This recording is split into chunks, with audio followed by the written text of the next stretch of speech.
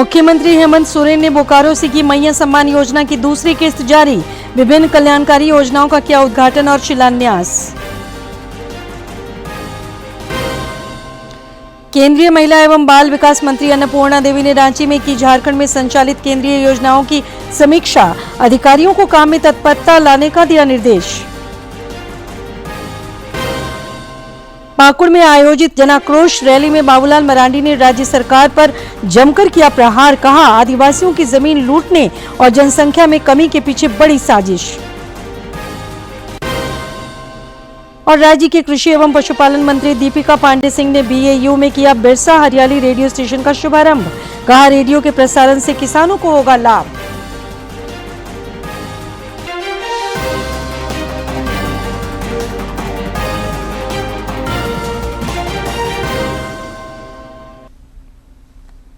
नमस्कार, खबरें झारखंड में आपका स्वागत है।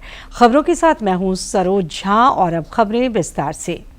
मुख्यमंत्री हेमंत सोरेन ने आज कर्मा की पूर्व संध्या पर बोकारो के ललपनिया से झारखंड मुख्यमंत्री मैया सम्मान योजना के तहत 3,22,54 करोड़ की दूसरी किस्त जारी की। इस योजना के 45 लाख से अधिक लाभुकों के खाते में डीबीटी के माध्यम से राशि हस्तांतरित की गई। इस अवसर पर मुख्यमंत्री ने विभिन्न कल्याणकारी योजनाओं का उद्घाटन और शिलान्यास के साथ साथ परिसंपत्तियों का वितरण भी किया। उपस्थित जनसमूह को संबोधित करते हुए मुख्यमंत्री हेमंत सोरेन ने कहा कि राज्य सरकार कोरोना काल से लेकर अभी तक विभिन्न चुनौतियों का सामना करते हुए गरीबों के कल्याण के लिए काम कर रही है। उन्होंने विपक्ष पर राज्य सरकार को अस्थिर करने का आरोप लगाया और कहा कि सरकार के कामकाज पर विपक्ष के किसी षड्यंत्र से कोई फर्क पड़ने वाला नहीं है। महिला सम्मान योजना जो हम आज राज्य की आधी आबादी को देने का काम कर रहे हैं, वो बेबी देवी के विभाग से हम आप लोगों को देने का काम करवा रहे हैं। कई ऐसी चीजें हैं जो आज अगर हम योजना गिनाने लगे, हम लोग 2 साल तो कोरोना से लड़ते पिटते रहे। जब काम करना कैसा था और आज हमारा हुलिया कैसा हो। आज इन बेईमानों की वजह से इन लोगों ने मुझे 2 साल तक कुत्ता बिल्ली की तरह लुका छिपी खेलते रहे और झूठा आरोप प्रत्यारोप करते करते ये लोगों ने मुझे बहुत परेशान किया। अंत में नहीं सका तो जेल में भी डाल दिया। लेकिन जहां गरीब गुरुआ लोगों का आशीर्वाद किसी के सर पर हो तो उसका बाल भी बाका ऊपर नहीं कर सकता ये लोग। केंद्रीय ग्रामीण विकास मंत्री शिवराज सिंह चौहान ने कहा है कि ग्रामीण क्षेत्रों में 2 करोड़ पक्के मकान बनाए जाएंगे। नई दिल्ली में पत्रकारों से बातचीत में उन्होंने कहा कि प्रधानमंत्री नरेंद्र मोदी 15 सितंबर को जमशेदपुर में पीएम आवास योजना के 20,000 लाभार्थियों को स्वीकृति पत्र प्रदान करेंगे। उन्होंने बताया कि झारखंड में 1,13,000 मकान बनने हैं और इसके लिए केंद्र ने 187 करोड़ 79 लाख की राशि जारी कर दी है।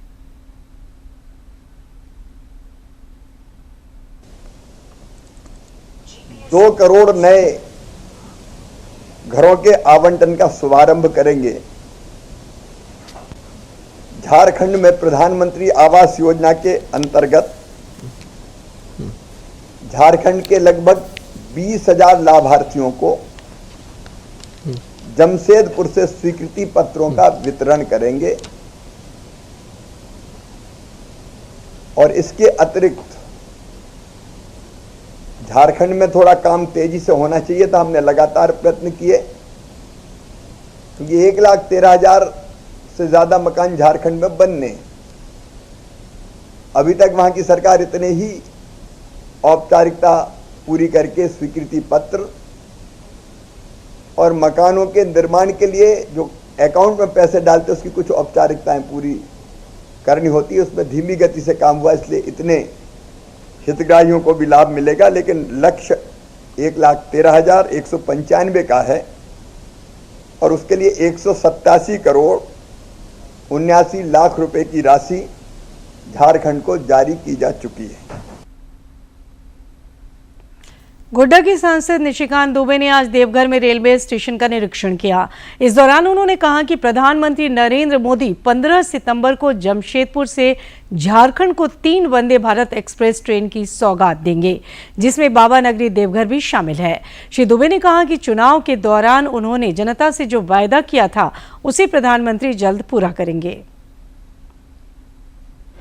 जो भागलपुर दूसरी वंदे भारत जा रही है वो इस इलाके के प्रदेश के छोटे छोटे जगहों पर, बड़े शहर के लोग तो बड़ी इस तरह की ट्रेनें देखते हैं, लेकिन छोटे शहर के लोगों को देखने में बड़ी समस्या है। तो आप समझें कि वंदे भारत भागलपुर से खुलेगी तो बाराहाट में रुकेगी, इससे बांका के लोगों की सुविधा होगी। केंद्रीय महिला एवं बाल विकास मंत्री अन्नपूर्णा देवी ने आज रांची स्थित प्रोजेक्ट भवन सचिवालय में केंद्रीय योजनाओं की समीक्षा की। इस दौरान उन्होंने केंद्र सरकार की कुछ योजनाओं की धीमी प्रगति पर चिंता जताई और पदाधिकारियों को काम में तेजी लाने का निर्देश दिया।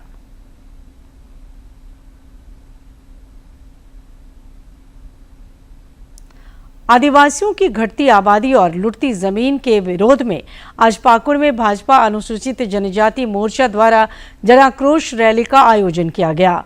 इस रैली में देश के अध्यक्ष बाबूलाल मरांडी ने हेमंत सरकार पर जमकर प्रहार किया। उन्होंने कहा कि ये सरकार काम के लिए नहीं, कमाने के लिए बनी है। आदिवासियों के मांझी थान पर कब्रिस्तान बनाया जा रहा है, लेकिन शासन कार्रवाई नहीं कर रहा है।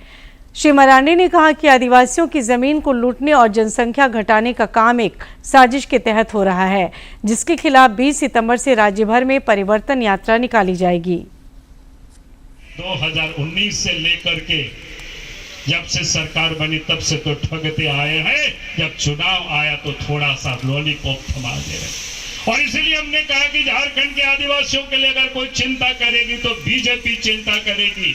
और हमको आपको सबको विश्वास दिलाते हैं, भारतीय जनता पार्टी वो 1000 से भी अच्छी योजना लेकर के आएगी, और जो योजना हम लेकर के आएंगे वो एक एक जनता को उपलब्ध कराएगी।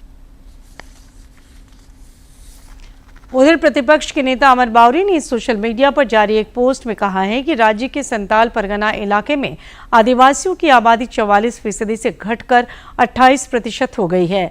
वहीं पाकुड़ और साहेबगंज में मुसलमानों की आबादी बढ़कर 35% तक हो गई है। उन्होंने झारखंड में एनआरसी लागू करने पर जोर दिया है।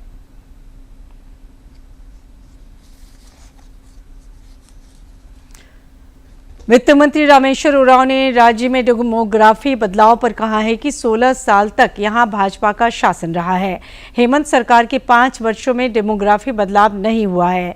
उन्होंने कहा कि राज्य में सभी समुदायों की आबादी में बढ़ोतरी हुई है। श्री उरांव ने कहा कि हेमंत सरकार पिछली सरकारों से अच्छा काम कर रही है। 16 साल तक लगातार बीजेपी का शासन रहा। ये 5 साल में डेमोग्राफी चेंज नहीं हुआ। जो परसेंटेज मुसलमानों का रहा है वो अभी भी उतना ही है, उसमें परिवर्तन तो हुआ नहीं। पर्टिकुलर इलाके जो बांग्लादेश के नजदीक कहे जाते हैं उनके बारे में बोलना चाहते हैं,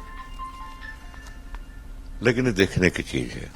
देखना होगा इसमें कि डेमोग्राफी जो कहते हैं किस आधार पर कहते हैं। भाजपा के पूर्व प्रदेश अध्यक्ष और राज्यसभा सांसद दीपक प्रकाश ने कहा है कि उनकी पार्टी झारखंड में सत्ता परिवर्तन की नहीं, व्यवस्था परिवर्तन की लड़ाई लड़ रही है। गिरिडीह में परिवर्तन यात्रा की तैयारियों की समीक्षा के बाद पत्रकारों से बातचीत में उन्होंने कहा कि ये परिवर्तन यात्रा पूरे राज्य में निकलेगी, जिसमें कई केंद्रीय मंत्री भी शामिल होंगे। उन्होंने कहा कि राज्य सरकार के भ्रष्टाचार के कारण जनता त्रस्त है।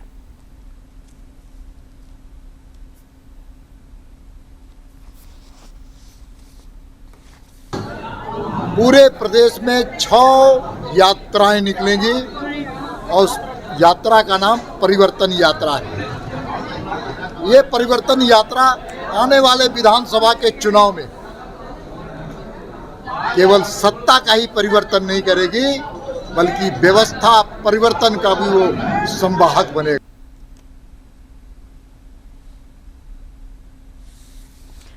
राज्य के पेयजल एवं स्वच्छता मंत्री मिथिलेश ठाकुर ने आज गढ़वा में मुख्यमंत्री कन्यादान योजना के तहत 476 लाभुकों के बीच 1,82,80,000 रुपए की स्वीकृति प्रदान किया है।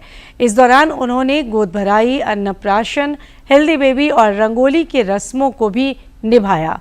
उन्होंने कहा कि मुख्यमंत्री कन्यादान योजना एक महत्वाकांक्षी योजना है। आने वाले दिनों में इस योजना के तहत बेटियों को कई और अन्य लाभ दिए जाएंगे।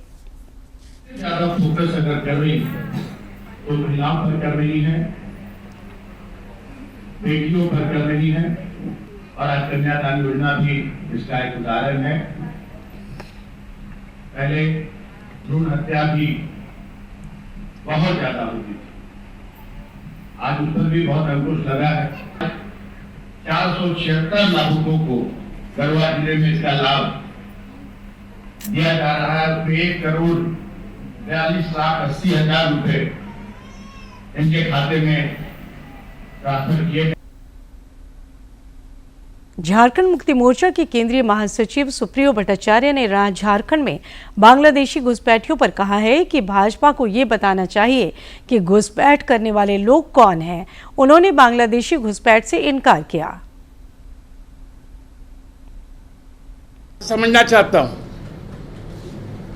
कि मीडिया जो बांग्लादेशी घुसपैठ कह रहा है किसी के बोलने पर, वो बता तो दे कि कौन है बांग्लादेशी। और बांग्लादेश में आप अदानी को घुसा दिए, बांग्लादेश में आप अपना कॉर्पोरेट मित्र को घुसपैठ करवा दिए। राज्य की कृषि पशुपालन एवं सहकारिता मंत्री दीपिका पांडे सिंह ने आज रांची के बिरसा कृषि विश्वविद्यालय BAU में बिरसा हरियाली रेडियो स्टेशन का शुभारंभ किया। इस मौके पर BAU के कुलपति SC दुबे और रेडियो के प्रभारी BK झा सहित कई शिक्षाविद और विद्यार्थी उपस्थित थे। BAU में बिरसा हरियाली रेडियो स्टेशन के उद्घाटन समारोह को संबोधित करते हुए कृषि मंत्री ने कहा कि विश्वविद्यालय की ओर से शुरू किए गए सामुदायिक रेडियो से किसानों को लाभ होगा। उन्होंने कहा कि यदि किसान कॉल सेंटर में आने वाले सवालों का जवाब इस रेडियो के माध्यम से मिलने लगे तो ये काफी अच्छा माध्यम साबित होगा।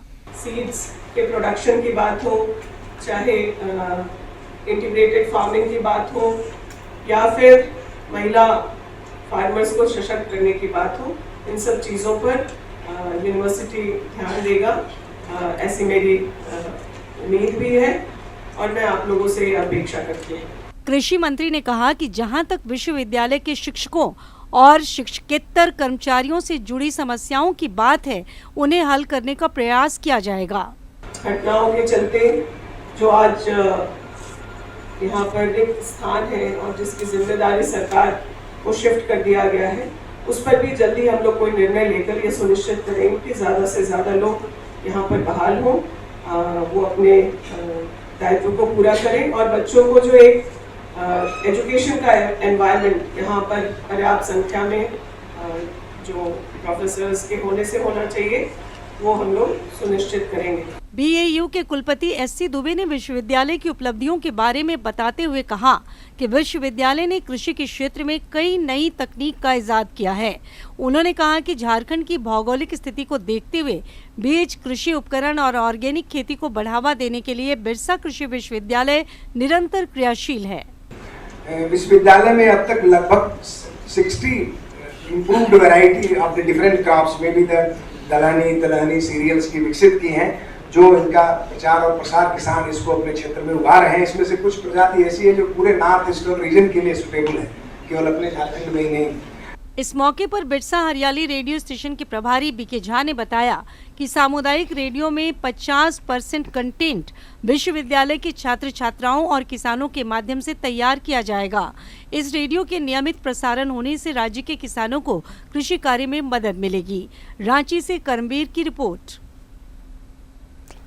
प्रदेश कांग्रेस विधानसभा चुनाव में उम्मीदवारी को लेकर जिलावार रायशुमारी कर रही है। हजारीबाग में आज स्क्रीनिंग कमेटी की हुई बैठक में हजारीबाग के अलावा चतरा, रामगढ़ और कोडरमा जिले की सभी सीटों पर उम्मीदवार उतारने के लिए संवाद किया गया। इस दौरान कार्यकर्ताओं से उम्मीदवारी के लिए दावा करने वालों के संबंध में फीडबैक लिया गया। लोग जो आए वो लिस्ट को हमारे केंद्रीय नेतृत्व को पहुंचाने का काम करेंगे। उसी सिलसिले में आज हजारीबाग परिषदन में आप देख रहे होंगे कि हजारीबाग, रामगढ़, चतरा और कोडरमा के सभी जो लोग हैं वो अपनी बातों को रखने के लिए यहाँ पे आए हैं और सारे उम्मीदवार काफ़ी उत्साहित हैं। कांग्रेस पार्टी की ओर सभी लोग एक उम्मीद के। पुलिस महानिदेशक अनुराग गुप्ता 10 सितंबर से राज्य के 21 जिलों में आयोजित जन शिकायत कार्यक्रमों के दौरान प्राप्त शिकायतों की समीक्षा करेंगे। उन्होंने कहा कि इस कार्यक्रम को अच्छी सफलता मिली है। जब लोगों की शिकायतों का समाधान होगा तो उनकी रुचि और बढ़ेगी। उन्होंने कहा कि दोषियों के खिलाफ 15 दिनों के भीतर कार्रवाई की जाएगी।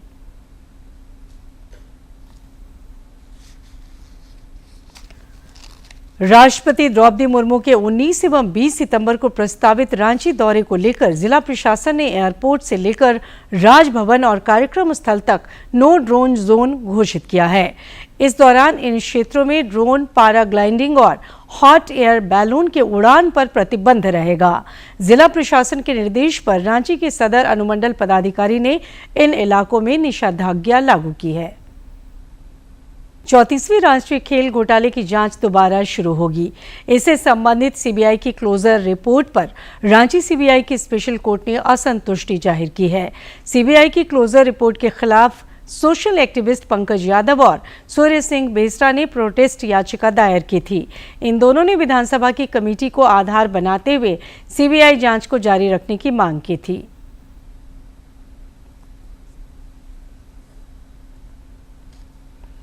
राज्य भर में कल प्रकृति पर्व करम धूमधाम से मनाया जाएगा।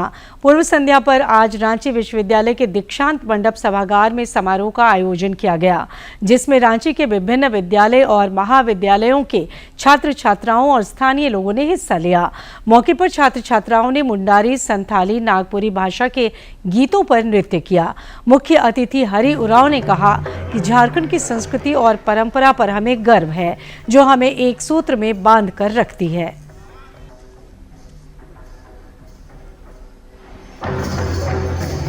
जनजाति लोग जिस पर्व के साथ में इनकी अवधारणा है, उनका दर्शन है कि हमको शुद्ध हवा मिलती रहे, वो कैसे बरकरार रहेगी, हाँ, जल शुद्ध कैसे मिलेगा, ये जंगल कैसे बरकरार रहेगा, ये हमारे जीवन के जीने में सहयोग करती है। ये और आखिर में इस बुलेटिन के मुख्य समाचार एक बार फिर।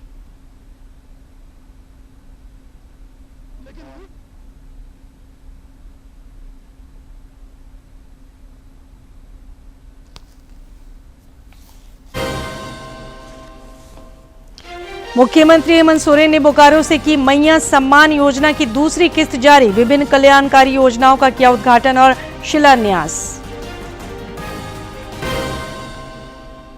केंद्रीय महिला एवं बाल विकास मंत्री अन्नपूर्णा देवी ने रांची में की झारखंड में संचालित केंद्रीय योजनाओं की समीक्षा। अधिकारियों को काम में तत्परता लाने का दिया निर्देश। पाकुड़ में आयोजित जनाक्रोश रैली में बाबूलाल मरांडी ने राज्य सरकार पर जमकर किया प्रहार। कहा, आदिवासियों की जमीन लूटने और जनसंख्या में कमी के पीछे बड़ी साजिश।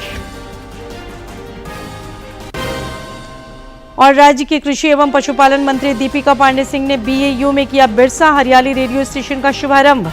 कहा, रेडियो के प्रसारण से किसानों को होगा लाभ।